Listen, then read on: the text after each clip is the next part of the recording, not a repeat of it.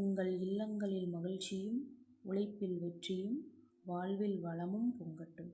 அனைவருக்கும் இனிய பொங்கல் தின நல்வாழ்த்துக்கள். சாரிங்க, நேற்று வீடியோ போட முடியல. எனக்கு வேலை சரியாக போயிடுச்சு. சுத்தமாக டைம் கிடைக்கல போடுறதுக்கு. நேற்று என்ன படித்தேன் அப்படிங்கிறத சொல்லிடுறேன். நைட்டு ஒரு 10 மணிக்கு மேலே தான் நான் பார்த்திங்கன்னா இதை படித்தேன். மேக்ஸில் டைம் அண்ட் ஒர்க்கு பார்ட் 7 இதோட டைம் அண்ட் ஒர்க் முடிஞ்சிருச்சு. அடுத்து தமிழில் ஒழுக்கமுடைமையும் புறவிடமையும் ரிவிஷன் மட்டும்தான் பண்ணேன். புதுசாக படிக்கிறது டைம் அண்ட் ஒர்க்கில் அந்த ஒரு வீடியோ மட்டும்தான் என்னால் அந்த நேரம் பார்க்க முடிஞ்சிச்சு. அப்புறம் டைம் கிடைக்கல. திருக்குறளில் இதை ரெண்டையும் நம்ம ரிவிஷன் பண்ணிக்கலாம், படித்ததை ரிவிஷன் பண்ணிக்கலான்ட்டு அது 2 மட்டும் ரிவிஷன் பண்ணேன். அவ்வளோதான் நேற்று டைம் கிடச்சிது. இன்னும் 4 நாளைக்கு கண்டிப்பாக ஹவுஸ் ஒய்ஃபால் கண்டிப்பாக படிக்க முடியாது. பொங்கலுக்கு எல்லாத்துக்குமே லீவு. எல்லோரும் கிச்சன்லேயே நிற்கிற மாதிரி தான் இருக்கும். படிக்க முடியலன்னு வருத்தப்படாதீங்க. அந்த 4 நாள் நல்லா என்ஜாய் பண்ணுங்கள்.